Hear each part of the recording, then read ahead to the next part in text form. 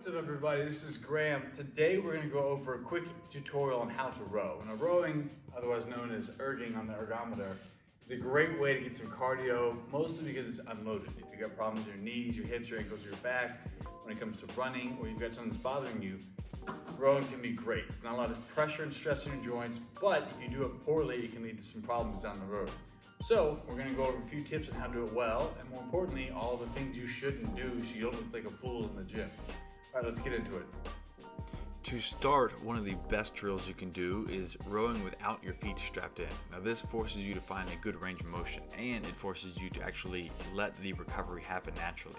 A lot of times people will pull themselves in too fast and they overreach going back. And while this can get a few more seconds in any sprint, it's actually really bad form, and that's one of the biggest things that leads to injury. So by keeping your feet not strapped in, you have to balance and use an appropriate range of motion each time. This is a really good learning tool to get started with. Next, let's look at how to set up the foot on the foot plate. Ultimately, you want the strap to be over that midfoot. If that plate slides down too low, what happens is the strap goes over the toes and the foot can slide out. If the plate goes up too high, the foot isn't able to actually bend and lift off. Now as you row, you want the heels to come off slightly, but you want the foot to be able to stay in contact with that at the whole time. Now when you stop, a lot of people get tired and frustrated when they're trying to get the foot plate off.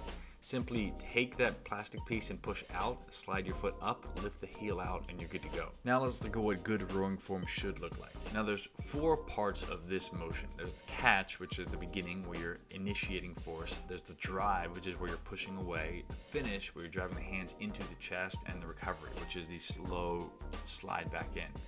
Now there's three movements that happen here. There's the legs, the torso, and the upper body.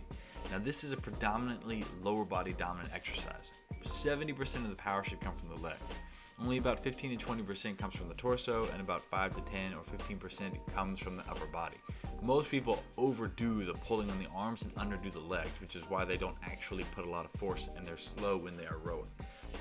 Now as you engage and initiate force, the first thing you want to think about is a tight grip and the shoulder blades engaging. Now this puts you in this proper posture. You're sitting upright and pulling the shoulder blades back. What this does is takes the slack out of the system, because as you push through the legs, you want all of that force to go through the legs, into the foot plate, and through the body and be translated into a strong pull.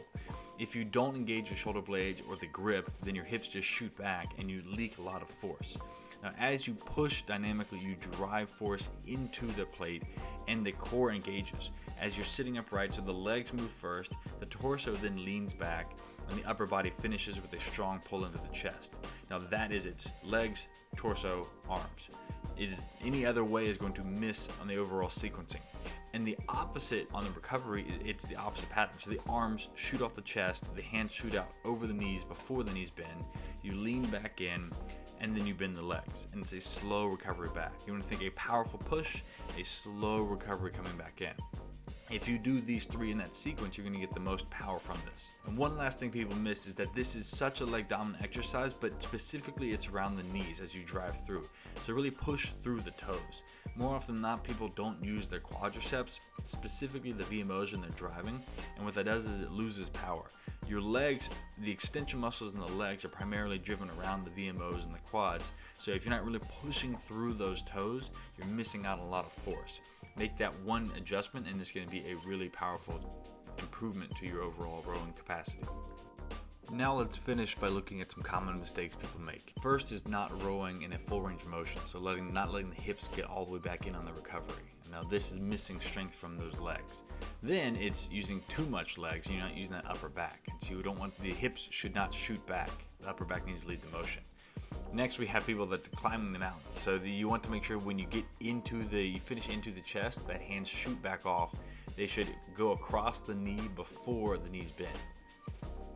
Then people that ride in the back seat, so they don't actually lean all the way into the catch, they keep upright and back, and this is people that generally have a stiff back. You want to make sure you're actually leaning all the way in forward.